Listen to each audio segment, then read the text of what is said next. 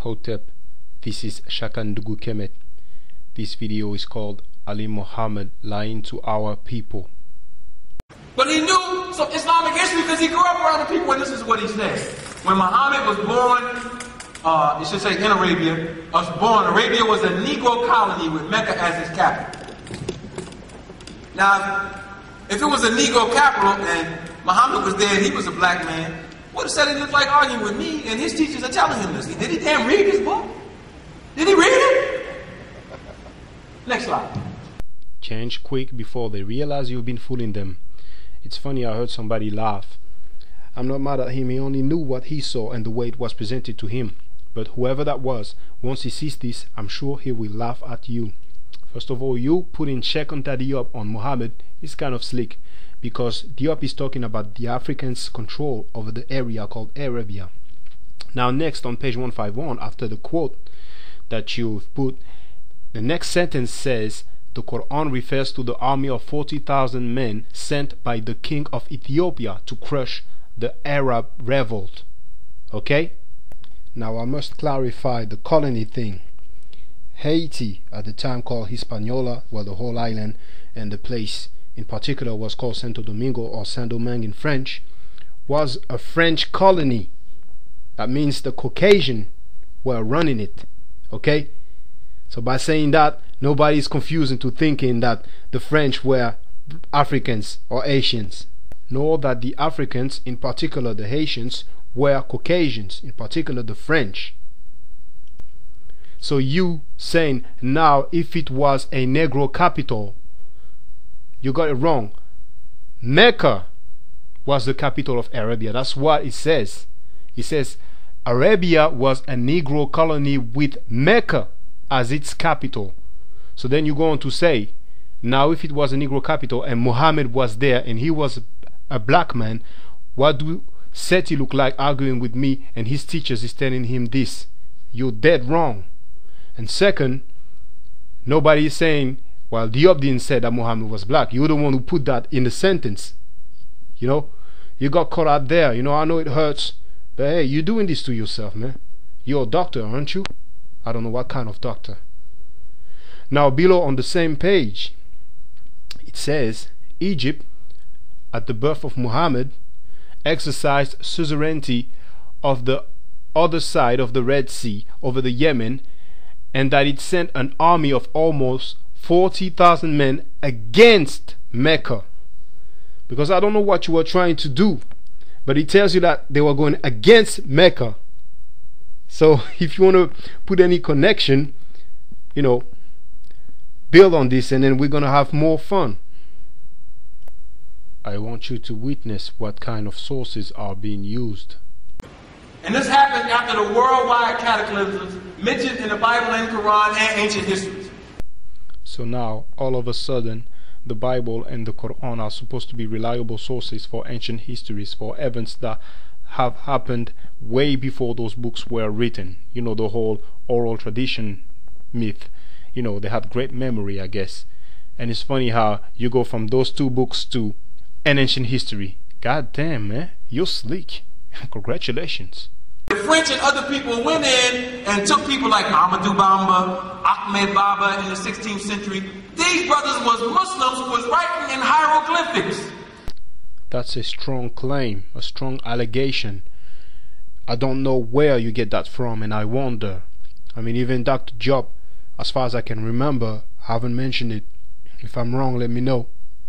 And Sheikh Anta Diop grew up studying Wolof, and he wrote a book connecting the Wolof linguistics to pre-dynastic Egypt. That's what happened when you try to grab anything and everything to support some inconsistent claims. Diop has indeed showed the relationship between the Meduneter and the Wolof, as well as other African languages. And I said Meduneter because you talk about pre-dynastic Egypt. I don't know what you mean, as if there's a pre-dynastic language and the Meduneter is different. But then again, what does that tell us? That they were not speaking Arabic. Okay? So where is the connection with your Islam? Here you quote Al-Jahiz, who lived 200 years after Muhammad. And at the end of the first paragraph it says, Al-Jahiz reports that the patrilineage of Muhammad was indeed original. And somebody put black in bracket. I would like to see the original quote, because when people start doing things like that, it's fishy. But how about some archaeological documents? Not some things that were written like 200 years later, because they built so many civilizations, as you mentioned earlier. Where's the evidence? What I'm going to do before this is over is show you how Muhammad and these Moors knew that ancient Moorish history in the 18th dynasty, because they were Moors too. So now even Muhammad was a Moor, and the 18th dynasty is Moorish history. That's very funny. And he was only recounting the history because the Sassanids, which were the real Arabs that came in and tried to distort these particular histories, and these white Jews.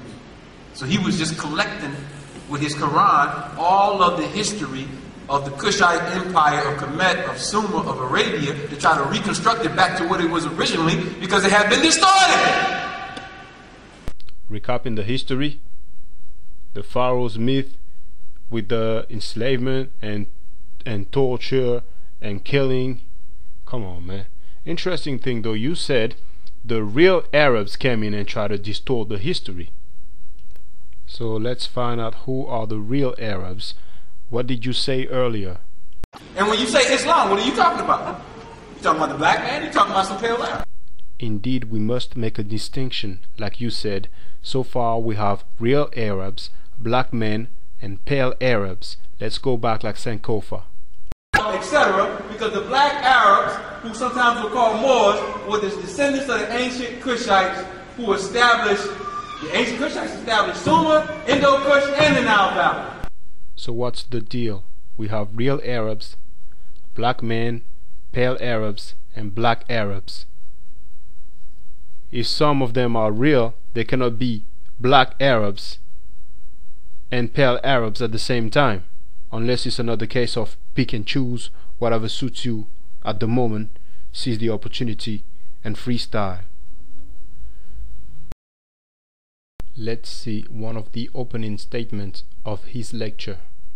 So let's get into it. The Quran, through the Qara script of Islam, explains African history more thoroughly and scientifically than the present scholarship from scholars like Dr. Ben, Dr. John Henry Clark, etc., because the black Arabs, who sometimes were called Moors, were the descendants of the ancient Kushites who established, the ancient Kushites established Sumer, Indo-Kush, and the Nile Valley. And when did they do that? After the destruction of an earlier global civilization, which was called Mu, which was centered in the Pacific Ocean. That's one of my claims. It's easy to prove. I don't have to bring 1,000 books to do that. Now, I suggest that you go back and listen again to that whack claim, then read it and think about it. The Quran, through the Quraysh script of Islam, explains African history more thoroughly and scientifically than the present scholarship from Dr. Ben, Dr. John Henry Clark, etc. So basically the Quran is a black history book, right? Come on, man. You mean to tell me that you mentioned the Moors were the descendants of the ancient Kushites and so on, and they built Sumer, right, according to you. Then they built these other places. So then they turn Hebrew, then they turn Christians, then they turn finally Muslim, back to their own Islam, Islam before Muhammad, Islam before the 7th century and so on.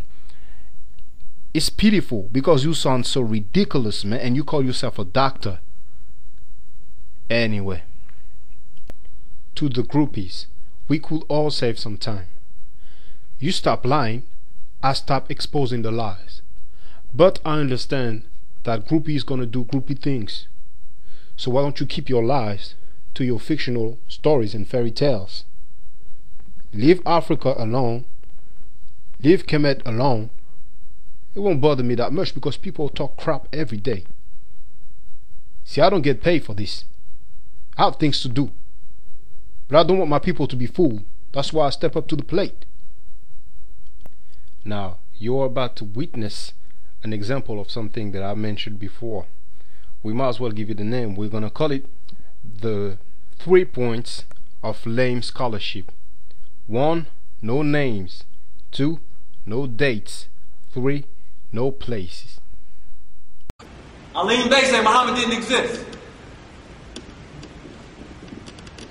So did Walter Williams. If they would have read Islamic literature, they would know Prophet Muhammad was writing letters to the other leaders of his time. And they still have some of the letters.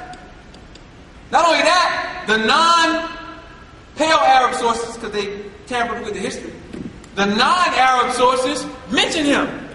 So you got other people talking about a man, he don't exist. See how we make up stuff? That's what the brother was trying to say was ghetto scholarship. You just stop making up stuff. One person say, oh yeah, that sounds good. I'm going to say that in my next lecture.